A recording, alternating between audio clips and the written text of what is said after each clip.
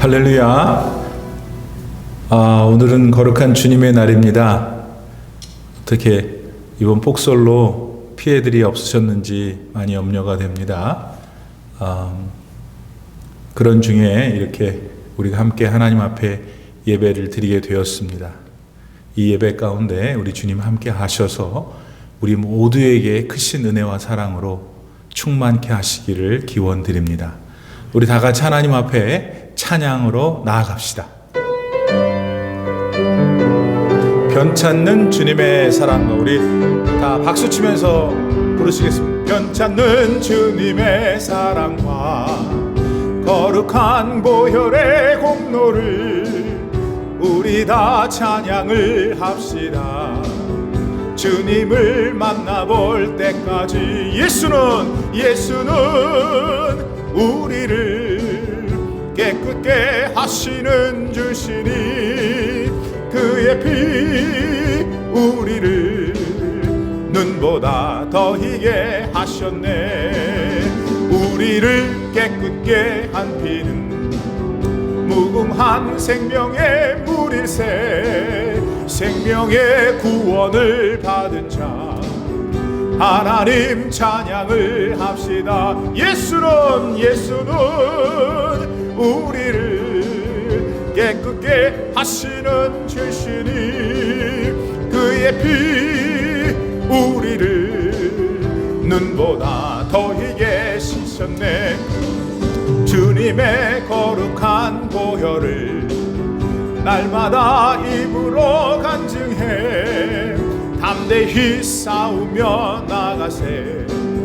천국에 들어갈 때까지 예수는 우리를 깨끗게 하시는 주시니 그의 피 우리를 눈보다 더 희게 하셨네. 십자가 단단히 붙잡고 날마다 이기며 나가세.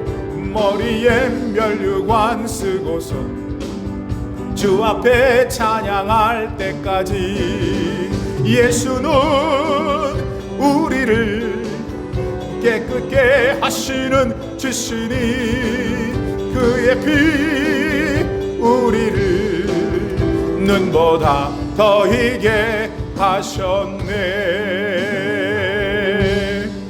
나 주님의 기쁨 되기 원하네.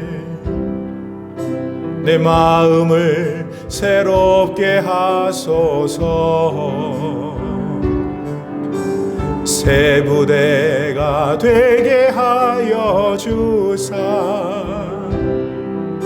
주님의 빛 비추게 하소서. 내가 원하는 한 가지 주님의 기쁨이 되는 것. 내가 원하는 한 가지 주님의 기쁨이 되는 것. 겸손히 내 마음 드립니다. 나의 모든 것 받으소서. 나의 마음 깨끗게 씻어주사. 주의 길로 행하게 하소서. 내가 원하는 한 가지 주님의 기쁨이 되는 것. 내가 원하는 한 가지 주님의 기쁨이 되는 것.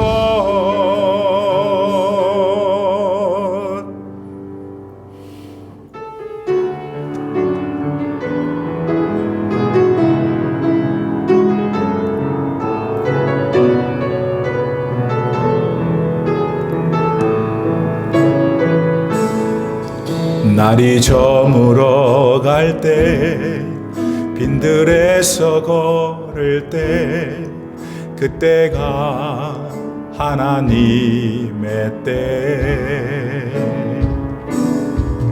내 힘으로 안 될 때 빈손으로 걸을 때 내가 고백해 여호와 이래 날이 저물어 갈 때 빈들에서 걸을 때 그때가 하나님의 때 내 힘으로 안 될 때 빈손으로 걸을 때 내가 고백해 여호와 이래 주가 일하시네 주가 일하시네 주께 아끼지 않는 자에게 주가 일하시네 주가 일하시네 신뢰하며 걷는 자에게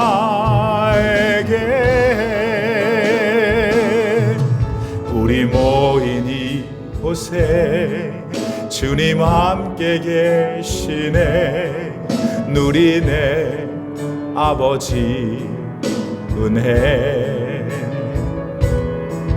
적은 묵과 물고기 내 모든 걸 드릴 때 모두 고백해 여호와 이래 다시 한번 우리 모인 이곳에 주님 함께 계시네 아멘 누리네 아버지 은혜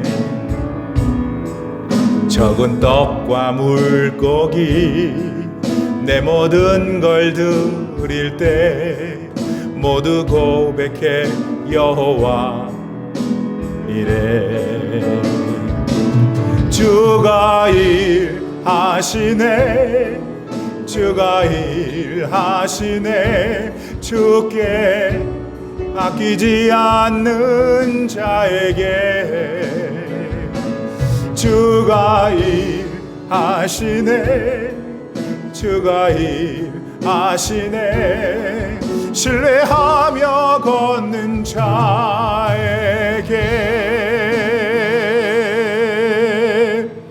괴로울 때 주님의 얼굴 보라 평화의 주님 바라보아라 세상에서 시달린 친구들아 위로의 주님 바라보아라 눈을 들어 주를 보라 내 모든 염려 주께 맡겨라 슬플 때에 주님의 얼굴 보라 사랑의 주님 안식 주리라 힘이 없고 내 마음 연약할 때 능력의 주님 바라보아라 주의 이름 부르는 모든 자는 힘주시고 늘 지켜주시리 눈을 들어 주를 보라 내 모든 염려 주께 맡겨라 슬플 때에 주님의 얼굴 보라 사랑의 주님 안식 주리 다시 한번 괴로울 때 괴로울 때 주님의 얼굴 보라. 평화의 주님 바라보아라. 세상에서 시달린 친구들아, 위로의 주님 바라보아라. 눈을 들어 주를 보라. 내 모든 염려 주께 맡겨라. 슬플 때에 주님의 얼굴 보라. 사랑의 주님 안식 주리라. 힘이 없고 내 마음이 연약할 때 능력의 주님 바라보아라. 주의 이름 부르는 모든 자는 힘주시고 늘 지켜주시리. 아멘. 주님 눈을 들어 주를 보라. 내 모든 염려 주께 맡겨라. 슬플 때에 주님의 얼굴 보라. 사랑의 주님 안식 주리라.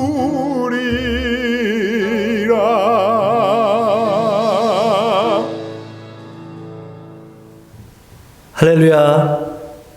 주님의 이름으로 예배 자리에 올라오신 우리 모든 성도님들을 환영하고 축복합니다.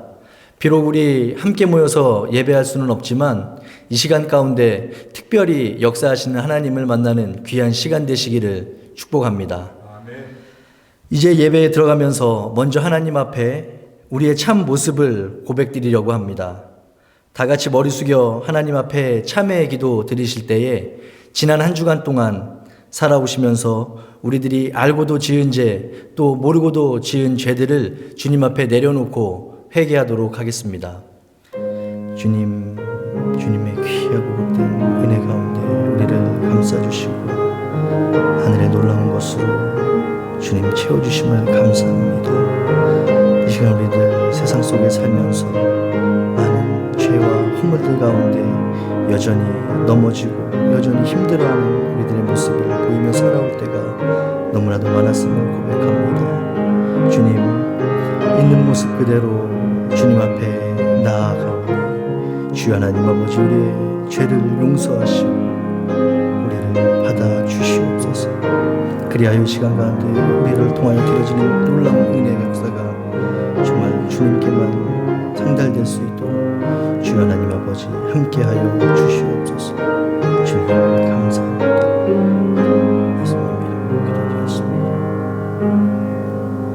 만일 우리가 죄가 없다고 말하면 스스로 속이고 또 진리가 우리 속에 있지 아니할 것이요, 만일 우리가 우리 죄를 자백하면 그는 미쁘시고 의로우사 우리 죄를 사하시며 우리를 모든 불의에서 깨끗하게 하실 것이라는 주님의 말씀에 따라서 우리의 모든 죄를 용서해 주신 줄 믿고 예수님의 이름으로 기도드렸습니다. 아멘.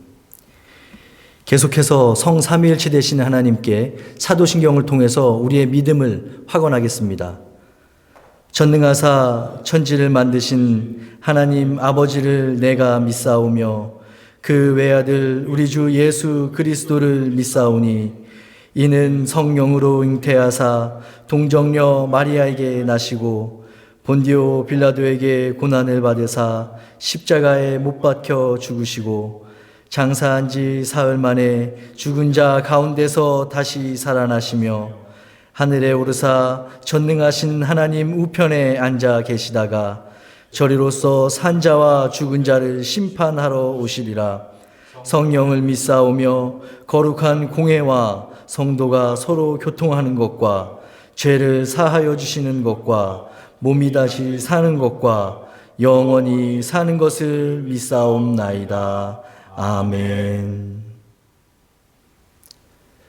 다 같이 찬송가 406장 찬송하시겠습니다.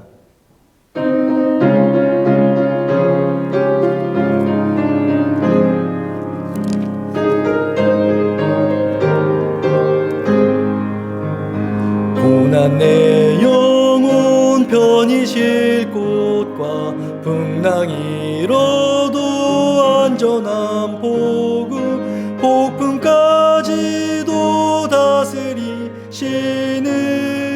주의 영원한 팔 의지에 주의 영원하신 팔 함께하사 항상 나를 붙드시니 어느 곳에 가든지 요동하지 않음은 주의 팔을 의지함이라.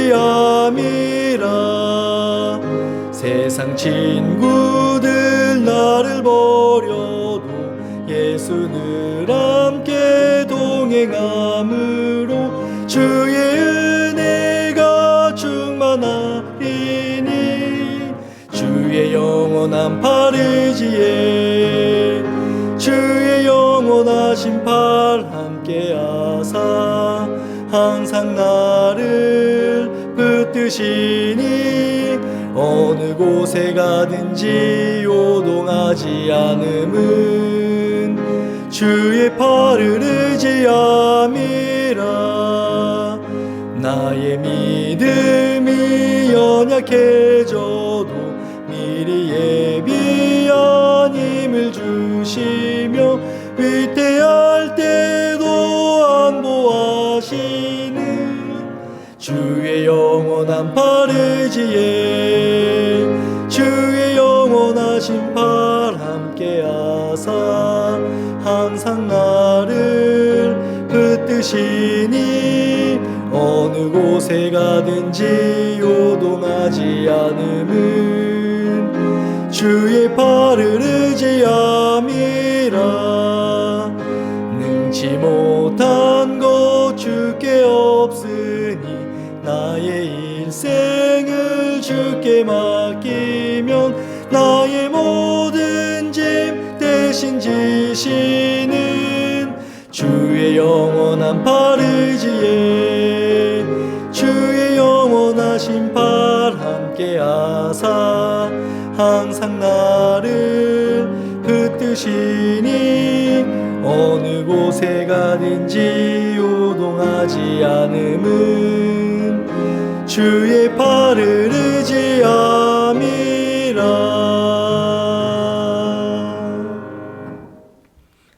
예배를 위해서 기도하겠습니다. 고난 가운데 역사하시며 우리들의 염려 가운데 확신으로 응답해 주시는 주님, 감사와 찬양을 올려드립니다. 비록 지난 이틀 동안 내린 많은 눈으로 인하여 주님의 날, 주님의 자녀들 한자리에 함께 모여 예배드릴 수는 없지만 여전히 예배자를 찾으시며 그 예배를 통하여 영광 받으실 하나님을 향한 우리의 믿음과 순종의 마음 가지고 각자 처소에서 또 각자의 처한 상황 가운데 온 마음과 정성을 다하여 주님께 예배하며 나아갑니다. 주님 앞에 머리 숙여 기도하는 우리 모든 성도님들 한 분 한 분을 기억하여 주시고 오직 주님만이 영광과 존귀를 받아주시며 폭설로 인해 경험하게 될 여러 불편과 위험 속에서도 올림피아 하나장로교회에 속한 모든 권속들과 가족들을 지키시고 보호하여 주시옵소서.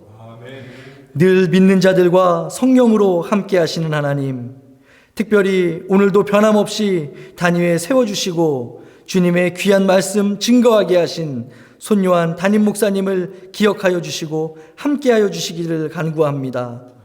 이 시간 주님의 말씀 가지고 단위에 서실 때 신령한 능력과 성령으로 충만케 하셔서 목사님의 입술을 통하여 전해지는 주님의 말씀에 우리 모두 아멘으로 화답하여 결단하게 하여 주시고 이 가운데 오직 주의 영광과 은혜 그리고 사랑과 회복만이 나타나게 하여 주시옵소서. 또한 이 시간 세계 곳곳에 흩어져 예배하는 많은 주님의 백성들 있습니다. 주님을 향한 성도의 믿음과 신앙이 세상의 사람들에게 핍박과 조롱의 이유가 되어가는 이때 모든 성도들의 마음을 굳건하게 하여 주시고 특별히 이름도 빚도 없이 주신 사명 가지고 선교지에 나가 복음 전하는 선교사님들께 힘과 능력 그리고 위로를 허락하여 주시옵소서. 예배의 처음 시간입니다. 모든 순서마다 악한 마귀 우리의 눈과 귀와 생각을 빼앗아가지 않도록 주님 지켜주셔서 오직 예배를 통해서만 누릴 수 있는 평안, 주님만이 허락해 주실 수 있는 온전한 기쁨과 회복이 우리 모두에게 충만케 하여 주시옵소서. 감사하오며 이 모든 말씀 우리 주 예수 그리스도의 거룩하신 이름으로 감사기도 드렸사옵나이다. 아멘.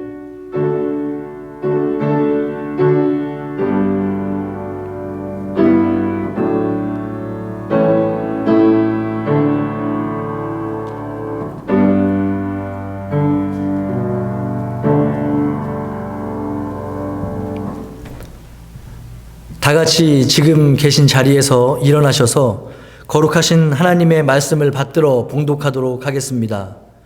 이 아침 우리에게 허락해 주신 주님의 말씀은 요한복음 21장 1절로 14절의 말씀입니다. 다 같이 한 절씩 교독하신 후에 마지막 14절은 한 목소리로 합독하겠습니다. 그 후에 예수께서 디베랴 호수에서 또 제자들에게 자기를 나타내셨으니 나타내신 일은 이러하니라. 시몬 베드로와 디두모라 하는 도마와 갈릴리 가나 사람 나다나엘과 세베대의 아들들과 또 다른 제자 둘이 함께 있더니 시몬 베드로가 나는 물고기 잡으러 가노라 하니 그들이 우리도 함께 가겠다 하고 나가서 배에 올랐으나 그날 밤에 아무것도 잡지 못하였더니 날이 새어갈 때에 예수께서 바닷가에 서셨으나 제자들이 예수이신 줄 알지 못하는지라. 예수께서 이르시되 얘들아 너희에게 고기가 있느냐 대답하되 없나이다. 이르시되 그물을 배 오른편에 던지라 그리하면 잡으리라 하시니 이에 던졌더니 물고기가 많아 그물을 들 수 없더라. 예수께서 사랑하시는 그 제자가 베드로에게 이르되 주님이시라 하니 시몬 베드로가 벗고 있다가 주님이라 하는 말을 듣고 겉옷을 두른 후에 바다로 뛰어내리더라. 다른 제자들은 육지에서 거리가 불과 한 50칸쯤 되므로 작은 배를 타고 물고기 든 그물을 끌고 와서 육지에 올라보니 숯불이 있는데 그 위에 생선이 놓였고 떡도 있더라. 예수께서 이르시되 지금 잡은 생선을 좀 가져오라 하시니 시몬 베드로가 올라가서 그물을 육지에 끌어올리니 가득히 찬 큰 물고기가 153마리라. 이같이 많으나 그물이 찢어지지 아니하였더라. 예수께서 이르시되 와서 조반을 먹으라 하시니 제자들이 주님이신 줄 아는 고로 당신이 누구냐 감히 묻는 자가 없더라. 예수께서 가셔서 떡을 가져다가 그들에게 주시고 생선도 그와 같이 하시니라. 이것은 예수께서 죽은 자 가운데서 살아나신 후에 세 번째로 제자들에게 나타나신 것이라. 아멘. 하나님의 말씀입니다.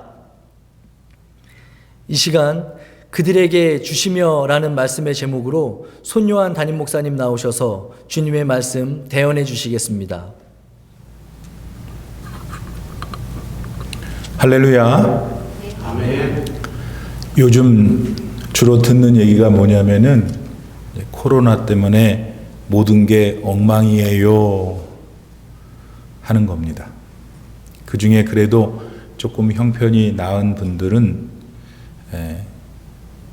형편은 낫지만은 그래도 안색은 예전만큼 좋지는 않아 보입니다.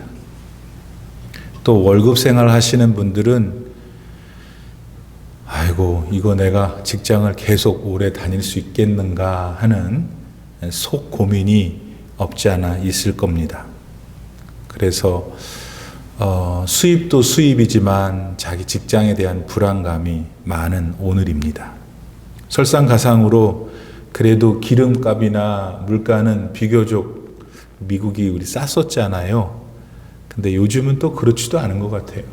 그런 것들을 느끼면서 야, 미국에 사는 매력이 있나 하는 요즘이 우리가 사는 세상인 것 같습니다.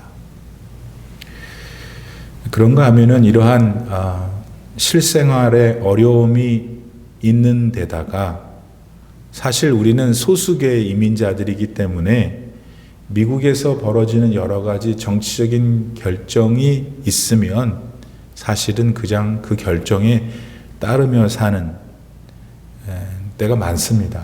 그렇지 않나요, 여러분? 그래서 때로는 우리가 원하지 않은데 그것을 따라가야 되기 때문에 무력감을 느낄 때도 있습니다. 아마도 우리가 이민자들로서 소수계로서 이 사회에서 차지하고 있는 그 위치 때문에 그러겠지요. 이러다 보니까 그런 곳에다가 또 살아가는 경제적인 환경마저 어려우니까 참 우리 마음이 무겁고 힘듭니다. 말 한마디 제대로 하지 못하고 나라에 내야 될 거는 맨날 더 많아지는데 소득은 줄어가니까 어떻게 힘들지가 않겠습니까? 이렇게 맥 빠지고 피곤한 상황에서 그래도 여러분들은 오늘 이 눈이 많이 내리고 있는 이때에 주님 앞에 서신 줄 믿습니다. 아마도 뭔가 이런 어려움을 극복할 수 있는 어떤 탈출구는 없을까 하는 심정으로 서 계실 수도 있겠고요. 또 뭐 세상은 그렇다 하더라도 나의 영혼만큼은 세상이 줄 수 없는 것들로 가득 채웠으면 좋겠다 하는 마음으로 이 자리에 계신 줄 압니다. 오늘 본문에 등장하고 있는 베드로와 더불어 6명의 제자들 역시 우리랑은 뭐 상황이 조금은 다른다 하더라도 우리들처럼 좀 낙심스러운 환경 가운데 있었습니다. 뭔가 그들의 삶을 그런 삶의 필요를 채워줄 그런 도움이 필요했었죠. 이러한 그들의 처지를 오늘 본문 3절 말씀은 이렇게 전합니다. 시몬 베드로가 나는 물고기 잡으러 가노라 하매 저희가 우리도 함께 가겠다 하고 나가서 배에 올랐으나 이 밤에 아무것도 잡지 못하였더니. 다시 말씀드려서 고기를 잡으러 갔는데 한 마리도 못 잡았다는 이야기입니다. 그런데 이렇게 7명의 제자들이 고기를 한 마리도 못 잡았다는 것은 생각해보면 너무나 어처구니 없는 일이었습니다. 왜냐하면 당시 그들은 물고기를 잡을 수 있는 모든 방법을 총동원했기 때문이죠. 우선 그들은 모두 다 물고기를 잡는 데 있어서는 둘째가라면 서러워할 사람들이었잖아요. 숙련된 어부들이었지 않습니까? 뿐만 아니라 그들은 물고기들이 보통 많이 잡히는 밤에 나갔어요. 그러니까 안 잡힐 수 없는 거죠. 물고기는 주로 밤에 나온다고 할 때 가장 적절한 시간에 자신들의 어선을 띄었다는 것입니다. 뛰어난 어부들 그리고 가장 적절한 시간에 배를 띄었는데 그러니까 자기들이 할 수 있는 모든 걸 다 했는데 실패한 거예요. 그랬을 때 여러분 그들이 느꼈던 건 뭘까요? 큰 낙심이죠. 좌절이고 절망이었을 겁니다. 자, 그거는 그 7 제자들이 자신들이 겪고 있는 당시의 상황에 대한 낙심이었어요. 그러나 그들 마음 더 깊은 곳에는 누구한테 서로 말하기도 어려운 죄책감도 있었죠. 왜냐하면 그들 모두가 다 얼마 전에 부활하여 다시 그들에게 오신 예수님한테 한 행동 때문이었습니다. 그 중에서 제일 선배되는 베드로 기억나시죠? 그는 어린 여자아이 앞에서 예수님을 모른다고 3번이나 부인했잖아요. 근데 여러분 그 일이 있기 전에 베드로가 그랬다고 해요. 예수님한테. 예수님, 저는 목숨을 다해서 예수님을 쫓을 것입니다. 라고. 그러니까 그 7명 가운데 제일 많이 예수님을 생각할 때 죄책감을 느끼지 않았을까? 어쨌든 거기 있는 사람들은 다 그런 마음 기저에 죄책감은 있는 데다가 마음이 눌려 있는 거예요. 별로 누구 말하고 싶지도 않고 만나고 싶지도 않고 그런 거죠. 그런 데다가 그들이 제일 잘하는 낚시, 물고기 포획하는 것도 실패했으니 진짜 지금 이분들은 엉망진창입니다. 그러나 그들은 마가복음 16장 7절에서 예수님이 가르쳐 주셨거든요. 제자들한테 가서 얘기하라. 내가 부활한 다음에 갈릴리로 가겠다. 그들보다 먼저. 그 소리를 들었기 때문에 이 7명의 제자들이 여기 지금 와 있는 거거든요. 아마도 그들은 예수님을 만나면 죄송하다고 말하고 싶었을 거예요.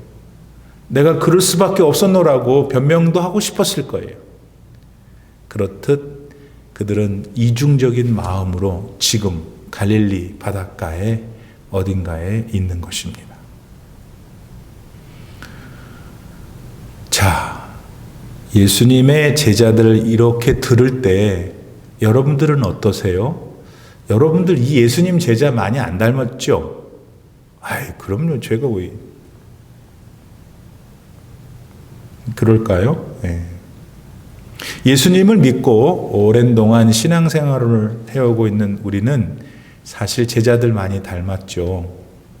왜냐하면 우리 각자에게 하나님이 언젠가 나를 위해서 이 일을 해줄 수 있겠니? 직분을 주셨을 때 우리는 네, 그렇게 하겠습니다라고 분명히 말했어요.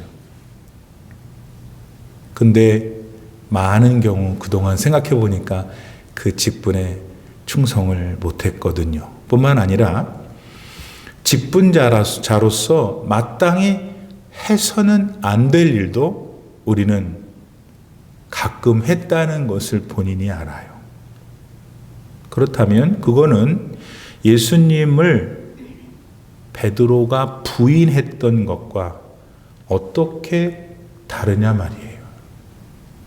예수님이 나의 주님이 아닙니다 라고 했던 베드로와 내가 주님의 일을 하겠습니다 라고 해놓고 안 한 것과 사실 근본적으로 다르지 않죠. 더욱이 우리 중에 많은 사람은 오늘 본문의 제자들처럼 또 현실적으로 어려움을 겪고 있기도 해요. 그렇죠? 물고기를 못 잡았던 그들, 오늘 우리가 현실적으로 당하고 있는 고충들, 그런 저런 면에서 우리는 본문의 제자들과 많이 닮아 있다 그 말입니다. 따라서 우리는 오늘 본문에서 도대체 무엇이 나타나고 있는가? 이게 바로 나를 향하신 하나님의 마음이구나. 잘 깨달아야 합니다. 그리고 여러분 삶 속에 잘 적용하셔서 지금 현재보다 훨씬 더 나은 삶의 자리로 나가실 수 있어야 합니다. 그 증거는 지금은 눌려있고 재미없고 짜증나고 불평스러워도 오늘 예배를 드리는 동안에 우리 마음이 기쁨과 감사로 소망으로 변화되는 겁니다. 그런 역사가 있게 되기를 바랍니다. 베드로와 제자들이 절망 가운데 이제 그렇게 허우적거리고 있을 그때, 그런데 사실 그들은 홀로 있었던 것이 아니라는 것을 우리는 보게 됩니다. 그들이 마음으로 고통받고 있었고 또 현실적으로 어려움을 당하고 있었을 바로 그때 거기에 그 자리에 변함없이 그들과 함께 계셨던 분이 있었기 때문입니다. 그분은 바로 우리 예수님이셨죠. 이 사실을 오늘 본문은 다음과 같이 그리고 있습니다. 4절입니다. 날이 새어갈 때에 예수께서 바닷가에 서셨으나 제자들이 예수신 줄 알지 못하는지라. 그래요, 여러분. 예수님은 제자들이 힘들어서 괴로워하고 있을 그때 어디 다른 데 가 계신 게 아니라 바로 그 현장에 계시면서 그들을 보고 계셨어요. 언제부터 그들이 언제부터 예수님께서 그들과 함께 거기에 있었는지 성경이 말해주지 않지만 분명한 것은 예수님은 제자들이 고통을 겪고 있는 그 삶의 자리에 계셨다는 것이에요. 따라서 우리가 지금 새롭게 깨닫는 게 아니라 우리가 이미 믿고 있는 바 예수님은 언제나 나와 함께 하셔 라고 하는 걸 다시 확신하셔야 돼요, 여러분. 그러지 않으면 여러분 안 됩니다. 예수님이 우리와 함께 하시는 건 사실이에요. 우리가 그걸 잊잖아요, 매일. 어려움이 오면 잊잖아요. 어려움이 왔을 때 그것을 알아야 되는데, 저도 여러분도 예수님이 언제나 나와 동행하고 계신다는 사실을 재확신하는 이 시간이 되기를 바랍니다. 예수님은 함께 하실 뿐만 아니라 함께 하신다는 건 뭐냐면 우리의 어려움 속에서 우리가 아니면 다른 사람의 도움으로 회복되는 것 같지만 아니요, 하나님이 그렇게 하시는 것, 그런 역사를 체험하게 됩니다. 사무엘상 19장에 보면 다윗이 사울 왕한테 죽을 뻔한 얘기가 나옵니다. 뭐 여러 번 있었지만 특히 이 대목이 그 사건에 대한 이야기가 나오죠. 다윗은 하나님이 함께 하셨기 때문에 전쟁에 나갈 때마다 승리했어요. 뭐라고요? 하나님이 다윗과 함께 했기 때문에. 다윗이 싸움을 잘해서가 아니에요. 하나님이 다윗과 함께 했기 때문에 전쟁에 나갈 때마다 이긴 거예요. 그러다 보니까 아무래도 이스라엘 백성들이 다윗을 좋아할 수밖에 없죠. 근데 뭐 이스라엘 민중들이 뭐 누구 사울 왕까지 마음 고려해서 좋아하고 그래요? 그냥 무조건 좋아하니까 사울 왕이 삐졌어요. 자기보다 더 좋아하니까. 여러분들 시기, 질투 모르는 분 한번 손 들어봐요. 지금 다 보고 계신데. 이 세상의 문제는 다 시기, 질투 때문에 오는 거예요. 가만히 다 생각해 보면.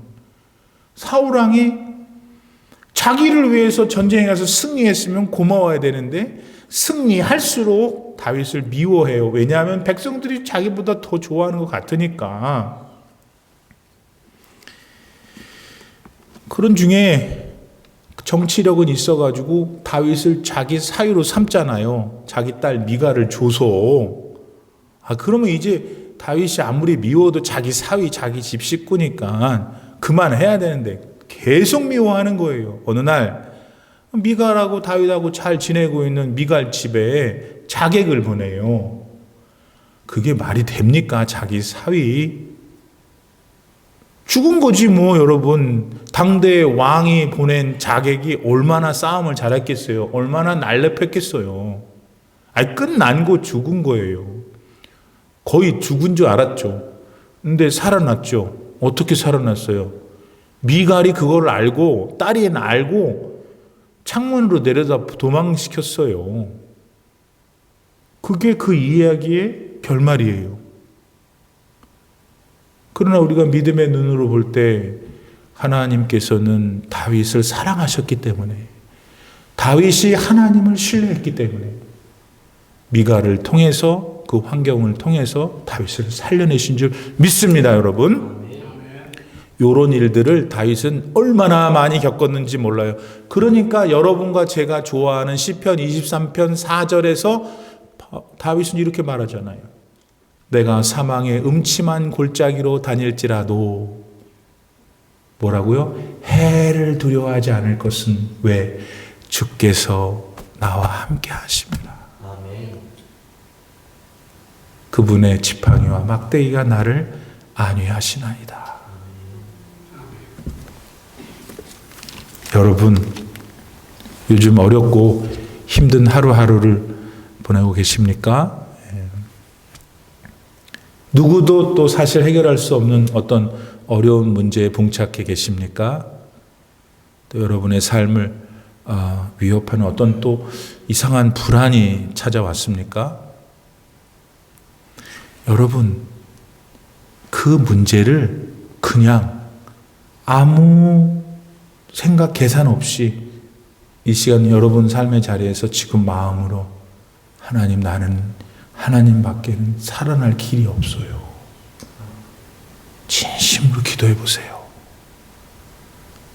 그러면 다윗이 경험했던 그 구원의 능력이 저에게도 우리 성도님들 한 분 한 분이 반드시 일어납니다. 일어나는 역사를 우리 성도님들이 꼭 경험하게 되기를 기도드립니다. 제가 목회를 해오면서 경험하는 것 중에 놀라운 것들 중에 하나가 뭐냐면, 이 많은 사람들이 예수님 만난 게 어려울 때 만나요. 아무도 뭐 일이 잘 되고 그때 만난 사람 별로 없는 것 같아요. 어때 예수님 만났냐면 언제? 어려울 때 자기가 예수님 만나시는 것 같아요. 그러니까 그 어려움이 없었다면 예수님도 못 만나고, 예수님 못 만나면 이 세상의 삶뿐만 아니라 영원한 나를 얻지 못하는 거 아니에요.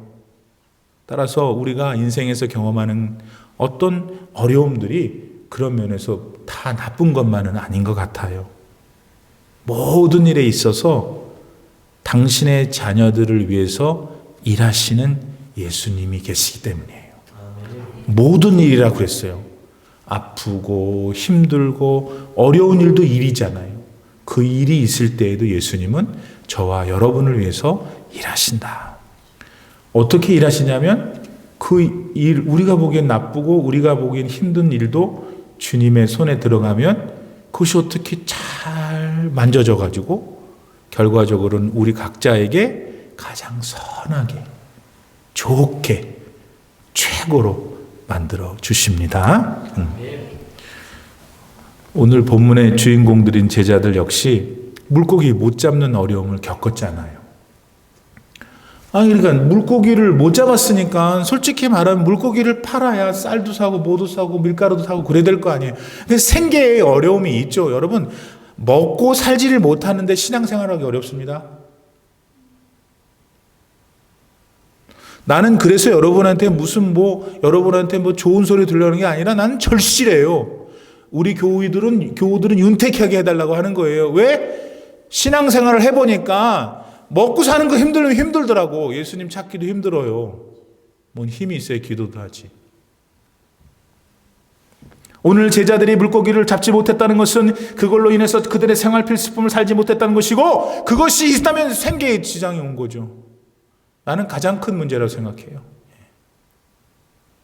그러니 의욕이 있겠어요? 살아갈 맛이 있겠어요? 행복은 차치하고. 그렇게 빈 그물을 들고 낙담해하는 제자들한테 오셨다고요. 예수님이 그때 오셨다고, 그때. 그리고는 오셔서 예수님은 자신이 소망이시기도 하고 소망이 될 수 있는 일을 하셨죠. 뭔데? 그 상황에서 살아날 길을 준 거예요. 맨날 말만 하면 뭐해. 내가 지금 생계가 힘들면 생계할 수 있는 길을 주셔야지. 뭐라 그러셨는데? 본문 6절 말씀. 가라사대 그물을 배 오른편에 던지라. way죠, way. The way to live. 그리하면 얻으리라 하신대. 이에 던졌더니 고기가 많아 그물을 들 수 없더라. 할렐루야. 네. 윤택이 보이잖아요.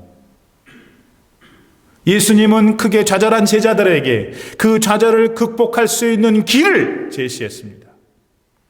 그러므로 본문을 통해 우리가 떠올려야 될 진리가 뭐냐? 하나님은 우리가 무엇을 어떻게 해야 할지 소상히 가르쳐 주시는 분이구나.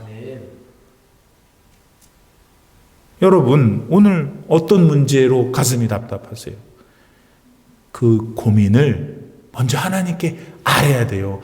기도할게, 목사님. 오늘처럼 설교 들을 때 그래지 나도 기도해야 되지 하는 것과 실제로 입을 열어 기도하는 건 다른 겁니다. 기도를 하세요. 새벽 기도에 오든 여러분 집에서 하든 낮에 하든 밤에 하든 기도를 하세요. 기도를 하면 공은 하나님께 넘어간 거잖아요. 그러면 이제 하나님 책임이지. 여러분이 기도 안 하니까 길을 모르는 거예요. 해결해달라고 기도하면 신비한 일이 나타납니다. 여러분, 어떤 일이 나타났어요? 제자들이 그 빈 그물이 empty net이 완전히 찼잖아요. 7명의 그 전문 어부들이 내내 밤새도록 씨름했던 그러나 허탕친 텅 빈 그물에 153마리의 풍성한 물고기들이 가득했죠. 여러분, 여기다 한 가지 더 가르쳐 드릴게요. 근데 거기 성경에 보니까 그거를 이렇게 갖고 왔단 말이에요. 배가 53마리 이렇게 배 끌고.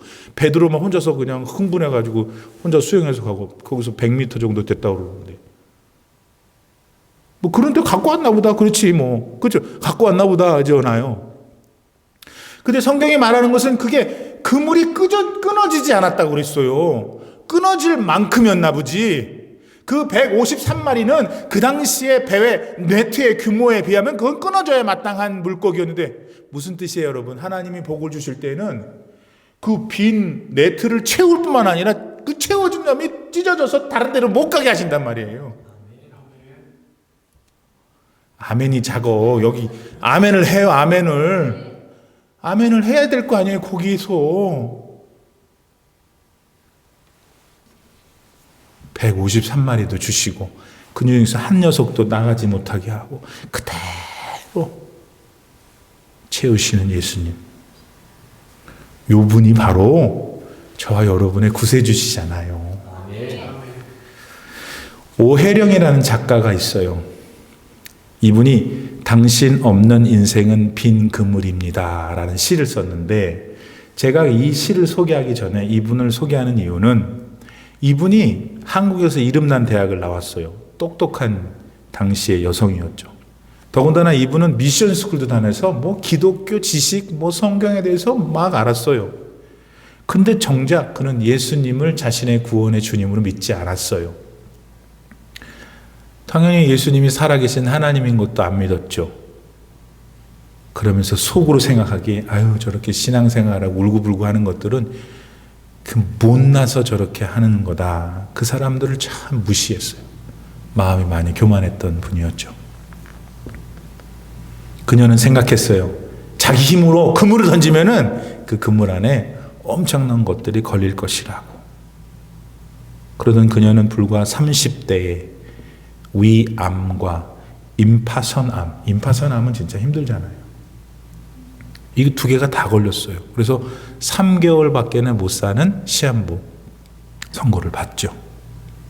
날마다 혈변을 보고 먹는 것마다 토하고 정말 죽고 싶은데 죽지도 못하는 끔찍한 고통을 겪으면서 하루하루를 보내고 있었을 어떤 날, 그는 지식으로만 알고 있었고 관념으로만 알고 있었던 예수 그리스도 구원의 주님을 인격으로 만난 거예요. 사실 예수님이 그녀에게 찾아가셨죠. 그녀는 자신의 교만을 깨닫게 됩니다. 진실로 회개하게 되죠. 그때 주님이 신비한 능력을 그녀에게 부어주셔서 그 시한부 암덩어리가 다 녹아져 내려요. 그녀는 새로운 인생을 살게 됩니다. 그 후로 그녀가 쓴 시가 바로 당신 없는 인생은 빈 그물이다. 제가 한번 여러분들 읽어드릴게요. 당신 없는 생의 호수에 그물을 던지고 물고기가 잡히기를 바랐던 지난 나날들은 죽은 시간이었습니다. 오 주님, 이제 당신께서 그물을 채워주소서. 그러면 저는 비로소 살 것입니다. 인생의 가장자리에서 서 계신 부활의 주님, 당신 없이 한평생 수고해 보아야 우리 인생은 빈 그물이옵니다. 비록 저희 인생의 가장자리에서 계신 당신을 지금 당장 알아차리지 못한다 하더라도 저희의 계획을 과감히 포기하고 당신께 대한 신뢰 속에서 새로 시작하려는 각오가 설 때 저희 행위의 방향과 성취가 부여됩니다. 당신은 가장자리에 계시지만 늘 저희에게 그물을 이렇게 혹은 저렇게 던지라고 분부하고 계시기 때문이옵니다. 날마다 호숫가에서 저희를 기다리시는 당신을 바라보게 하옵소서. 사랑하는 여러분, 이분의 예수님이 오늘 저와 여러분의 예수님이신 줄 믿습니다. 여러분, 예수님만이 빈 그물을 채우실 수 있어요. 왜냐하면 예수님이 지금 살아계셔서 부활하셔 하나님 우편에 앉아 계시는 하나님이시기 때문입니다. 그러므로 오늘 여러분의 빈 그물을 주님께 내어놓으십시오. 그래서 그곳에 주님의 한량없는 은혜가 충만하게 채워지기를 바랍니다. 더 나아가서 우리가 본문을 통해서 한 가지 더 깨달아야 될 진리가 뭐냐, 회복해야 될 진리가 뭐냐, 그거는 예수님은 우리가 현실 속에서 있어야 할 것을 아셔요. 그리고 그것을 채워주신다는 거예요. 들리세요? 여러분, 예수님은 무한히 인간적이셔요. 예수님은 무한히 현실적이세요. 우리가 뭐가 필요한지, 또 그것이 우리에게 맞는지 정확히 아신다. 본문에 따르면 예수님은 한 마리의 물고기도 잡지 못하고 있던 제자들한테 많은 물고기를 잡을 수 있는 길을 제시해 주었습니다. 근데 그것만으로 끝난 게 아니잖아요. 예수님은요, 밤새 물고기를 잡느라 그러다가 허탕치고 힘없이 돌아오고 있는 제자들을 위해 강가에서, 그 바닷가에서 그 사람들을 위해서 따뜻한 불도 준비하시고, 그 다음에 떡도 준비하시고 생선도 준비하셨다. 13절 말씀을 볼까요? 예수께서 가셔서 떡을 가져다가 저희에게 주시고 생선도 그와 같이 하시니라. 여러분, 천지 만물을 지으신 하나님이 예수님이십니다. 또한 한치대 오차도 없이 지금 우주 삼라만상을 어거하시는 분이 예수님이십니다. 근데 그 하나님께서 직접 제자들을 위해 손수 마련하신 떡과 생선을 주신다. 요거 오늘부터 평생 잊지 마세요. 그리고 어려움이 있잖아요? 그럼 그거 생각하세요. 제자들한테도 하셨던 주님, 나에게도 그렇게 해주십시오. 예. 예수님은 그토록 우리 사람의 형편을, 어떤 형편? 실제 형편을 잘 아세요. 예수님은 저 깊은 심산유곡이나 어디가 가만히 계시면서 사람들로 하여금 뭘 갖고 오라, 네가 날 보려면 와라, 그렇게 하시는 귀신이 아니세요. 악령이 아니세요. 예수님 한 분만이 홀로 하나님이셔요. 그렇기 때문에 예수님은 우리의 고통을 아셔요.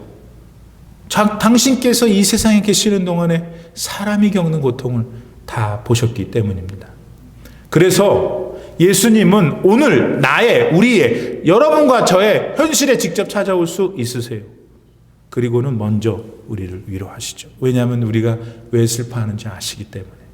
그리고 나서 위로만 하시는 게 아니고 우리의 필요를 채우신다. 본문에 제자들에게 필요했던 것은 당장 떡과 시장함과 밤새 추웠으니까 따뜻한 불이었어요. 예수님은 그 세 가지를 제자들한테 주셨죠. 이것이 바로 오늘 여러분의 삶에도 일어납니다. 이것을 꼭 믿으시고 역사하는 주님을 누릴 수 있기를 바랍니다. 게다가 오늘 본문에서 제자들을 떡과 생선으로 먹이시는 예수님을 이렇게 볼 때 이게 자연스럽게 일어날 수 있는 일이 아니었다는 것을 알아야 돼요. 지금 예수님이 어떤 상태예요? 여러분, 예수님이 지금 부활하신 다음에 세 번째로 제자들한테 나타나신 거예요. 말하자면 부활하신 몸으로 나타나신 거예요. 말하자면 예수님은 천상의 모습이란 말이에요. 거룩하신 모습, 지존하신 모습. 그러니까 하찮은 우리 인간들이 어떻게 그분을 쳐다보기나 할 수 있었겠어요? 그렇잖아요, 논리적으로. 근데 그런 거룩한 부활하신 주님이 지금 어떻게 되신 거예요? 조그만 불에 떡과 생선을 마련하셔서 당신의 제자들을 위하여 배설하고 계신다. 오늘 본문 9절 말씀을 자세히 읽어보면은 이미 그 음식이 제자들이 배에서 내렸을 때 준비되어 있었다라고 기록하고 있습니다. 예수님이 미리 하시고 준비하신 거예요. 그러니 오늘 우리 집사님, 권사님의 속사정을 아실까요? 모르실까요? 다 아시죠? 네. 믿어보세요. 믿어보세요. 믿어보시고 기다리세요. 하나님이 반드시 여러분에게 역사하십니다. 자, 저는 우리 교회를 담임하는 목사로서 어떻게 하면 여러분들에게 더 좋은 영적인 서비스를 제공해 줄 수 있을까 기도하고 있습니다. 그게 사실 그게 저의 날마다의 기도입니다. 그런 중에 제가 지금부터 말씀드리려고 하는 거는 제가 이 교회에서 목회하면서 체험한 하나님의 놀라운 은혜예요. 4년 전에 제가 이 교회에 부임했을 때 우리 교회의 재정적인 형편은 넉넉하지가 못했어요. 따라서 교회가 감당해야 될 여러 가지 사명들을 잘 그렇게 다양하게 또 왕성하게 하지는 못했던 것 같습니다. 근데 지난 3년 동안 하나님께서는 우리 교회라고 하는 그물에 얼마나 많은 것들을 주셨는지 몰라요. 우선 해외 선교지 2군데에 각각 교회를 세워드릴 수가 있었습니다. 그리고 앞으로 2개의 교회를 더 세워드릴 수 있는 예산이 확보되어 있습니다. 뿐만 아니라 우리 교회 주변에 있는 많은 어려운 분들에게 작지만 그래도 잊지 않고 주님의 이름으로 사랑을 나눠주고 있습니다. 이게 어떻게 가능할까요? 여러분, 하나님이 올림피아나 장로교회라고 하는 네트, 그물 위에 바로 여러분과 같은 성도님을 보내주셨기 때문이에요. 실제로 신실한 여러분과 같은 성도님들이 헌신을 했기 때문에 제가 처음 부임했을 때는 우리 한요한 목사님 같은 부교육자가 계시지 않았어요. 그런데 지금 한 목사님이 계셔서 우리 교회가 얼마나 이렇게 풍성해요. 또 앞으로 이제 곧 준비 지금 하고 있는데 당회에선 결정이 됐는데 초등학교 포함해서 그 밑에 어린 아이들까지 이렇게 감당할 수 있는 좋은 썬데이 스쿨 티처를 우리가 지금 기도로 모시려고 하고 있습니다. 이게 다 어떻게 가능해요? 다 성도님들이 계셨기 때문이고 바로 부활하신 우리 주님께서 우리 교회 넷에 여러분을 보내셨기 때문이에요. 그런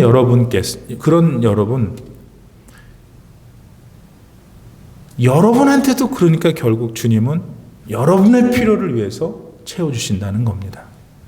코로나로 인해서 다들 어려워요. 주님이 그걸 알고 계셔요. 그러나 제자들에게 주신 주님을 반드시 잊지 말아야 해요. 그리고 오늘도 내일도 여러분이 지혜로운 성도님이라면 구해야 돼요.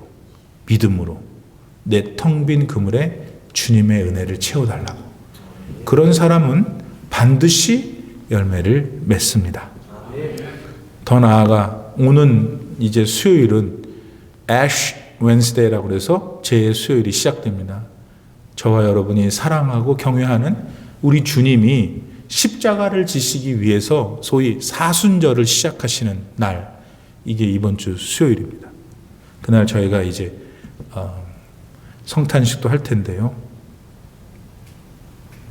그분이 누구신지, 예수님이 왜 그런 길을 걸으셨는지도 우리가 이 즈음에 기억해야 됩니다. 동시에 나를 위해서 당신의 목숨도 내어주신 예수님, 그분이 분명 나의 고통도 어려움도 아실 거야. 그렇게 믿으시고 이 힘든 시기를 잘 이겨내셔야 합니다. 그렇게 하실 때 우리 하나님께서 더 신비한 일들로 이 어려움 속에 저희들과 함께 하실 줄 믿습니다. 우리가 가는 길이 어떤 길이든 언제나 형통하게 하실 주님을 믿으며 이번 한 주간에도 승리하는 여러분 되기를 바랍니다. 기도합시다. 하나님 감사합니다. 오늘 이렇게 제자들 참 문제도 많았고 예수님 다 모두 배반하고 도망갔던 제자들, 그러나 부활하신 후에 여전히 변함없이 찾아오셔서 그들이 그 당시에 어려워했던 빈 그물을 채우실 뿐만 아니라 그들의 죄책감도 다 사해 주시고 평화롭고 감사하며 온전한 인생을 살게 해주신 주님을 배웁니다. 그 예수님께서 코로나 사태로 어려운 오늘의 삶 속에 나도 알아주시고 내 마음도 아시고 내 현실도 아셔서 내 텅 빈 그물을 채워주실 것을 믿습니다. 기도하는 우리 성도님들 하나님께서 잊지 마시고 약속하신 말씀을 지키시사 이들의 삶 속에 풍성한 은혜가 날마다 넘치게 하시옵소서. 예수님의 이름으로 기도드립니다. 아멘. 이 시간 주신 말씀을 다시 한번 생각하시고 결단하시면서 찬송가 384장 부르신 후에 담임 목사님 다시 나오셔서 드려진 예물 위에 봉헌 기도 해주시겠습니다.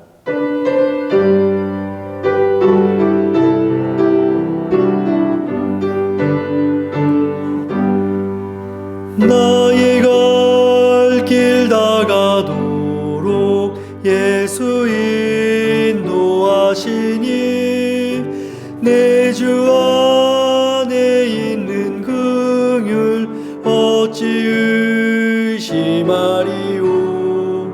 믿음으로 사는 자는 하늘 위로 받겠네. 무슨 일을 만나든지 만사형통하리라. 무슨 일을 만나든지 만사형통하리라. 나의 갈 길 다가도록 예수 인도하시니 어려운 일 당한 때도 족한 은혜 주시네. 나는 심히 고단하고 영혼 매우 가라나. 나의 앞에 반석에서 샘물 나게 하시네. 나의 앞에 반석에서 샘물 나게 하시네. 나의 갈 길 다가도록 예수 인도하시니 그의 사랑 어찌 큰지 말로 알 수 없도다.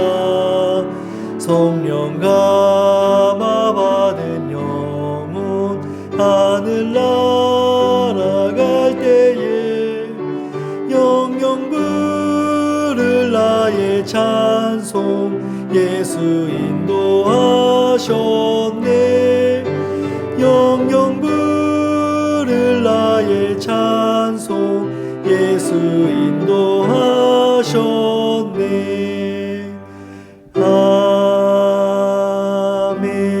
아멘. 다 같이 봉헌 기도 드리겠습니다. 언제나 우리에게 좋은 것을 주시기를 기뻐하시는 살아계신 하나님, 지난 한 주간의 삶 동안 여러 가지 어려움이 있었지만 그럼에도 불구하고 저희들의 생명을 주장해 주시고 또 삶의 자리를 허락해 주시고 가족과 가정과 또 평온한 삶을 허락해 주심에 만만 감사를 드립니다. 비록 어려움도 문제도 있지만 이 모든 것 너머에 하나님께서 언제나 우리 삶을 인도해 주심에 감사하여 사랑하는 주의 백성들이 오늘 이 봉헌의 시간을 통하여 10의 1조로 감사로 또 선교로 구제로 기타 여러 사연과 기도의 제목을 담아 주님 앞에 드리는 이 헌물을 하나님께서 기쁘게 흠향하시고 가장 아름답고 선한 길로 응답하시옵소서. 주님께 드린 이 귀한 헌물이 오직 우리 주 예수 그리스도 구원의 하나님만을 세상에 증언하는 데에 사용되게 하시옵소서. 지금 급하게 어려움 가운데 있는 가정이 있습니다. 개인이 있습니다. 하나님께서 그들을 살려주시옵고 그들의 삶을 회복시켜 주시옵소서. 예수님의 이름으로 기도드립니다. 아멘. 교회에서 몇 가지 소식을 전해드리겠습니다. 페루에 우리 박종용 선교사님께서 여러분들의 기도로 많이 회복이 돼서 지금은 조금 더 아직은 치료를 받아야 되지만 좋은 차도가 있다고 들었습니다. 여러분 완쾌되실 때까지 계속 기도해 주시기를 바랍니다. 이번 주 수요일은 수요 예배를 우리가 오전 11시에 드리는데 예배를 드릴 때에 성찬식을 거행할 계획입니다. 이유는 이번 주 수요일이 아시는 대로 제의 수요일이고 사순절을 시작하는 첫날이기 때문입니다. 많이들 참여하셔서 예수님의 성찬에 동참하시기를 바랍니다. 이번 주 18일 목요일 저녁에 저희 집에서 유스 그룹 우리 아이들과 함께 모임이 있겠습니다. 다음 주 주일 21일에는 정기 겟세마네 기도회가 있겠습니다. 오디스 우리 성도님 이민아 집사님의 부군 되시는 우리 성도님께서 여전히 병원에서 치료를 받고 계시니 많이들 기도해 주셔서 속히 완쾌 되시면 좋겠습니다. 우리 신기쁨 집사님 발 수술이 잘 돼서 많이 완쾌되셨는데 더 빨리 이제는 온전하게 걸으실 수 있도록 기도해 주시기를 바랍니다. 기회에 여러분들 혹시 아프신 분들 있으면 주님의 은혜가 여러분 가운데 치료의 은혜가 함께 하시기를 바랍니다. 지난주 헌금 통계 여러분 쭉 보시고요. 총액이 8,457불 나왔네요.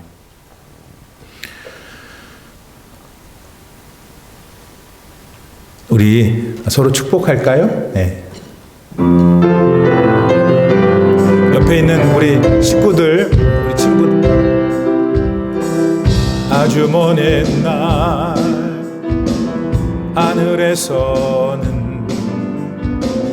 당신을 향한 계획이 있었죠.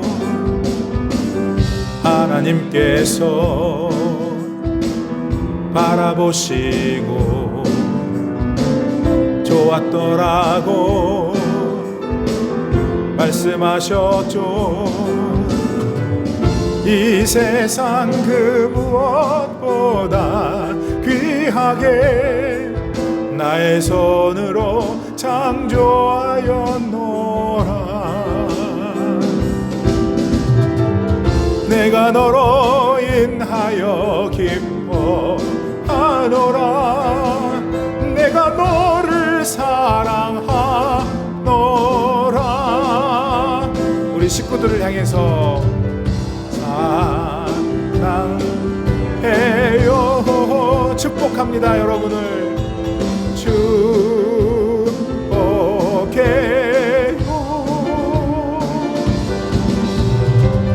당신의 마음에 우리의 사랑을 드려요.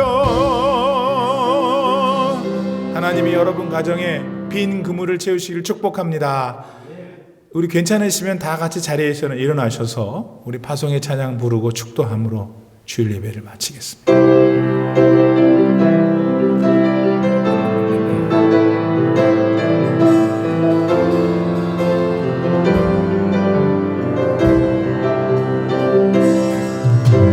주님 다시 오실 때까지 나는 이 길을 가리라.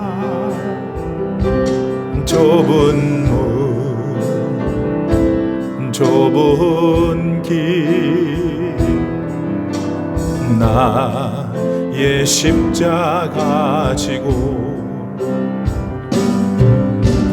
나의 가는 이 길 끝에서 나는 주님을 보리라. 영광의 내 주님 나를 맞아주시리. 주님 다시 오실 때까지 나는 일어나 달려가리라. 주의 영광 온 땅 덮을 때 나는 일어나 노래하리.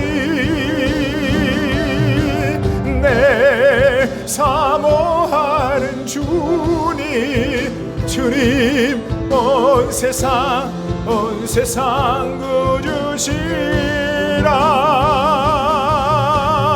네, 사모하는 주님, 주님 영광의 왕이시라. 지금은 우리 구주 예수 그리스도의 무한하신 은혜와 살아계신 우리 하나님의 그 한량없는 사랑과 성령님의 인도하시며 축복하심이 주님 제게도 이와 같은 텅 빈 그물이 있습니다. 그들에게 주셨던 주님 제게도 주시옵소서. 간절히 간구하는 사랑하는 모든 성도님들 머리머리 위에, 저들의 모든 대소사와 사랑하는 자녀들 머리머리 위에, 생업의 현장 위에, 몸된 재단 이 하나 장로교회 위에 이제로부터 영원토록 함께 계실지어다. 아멘.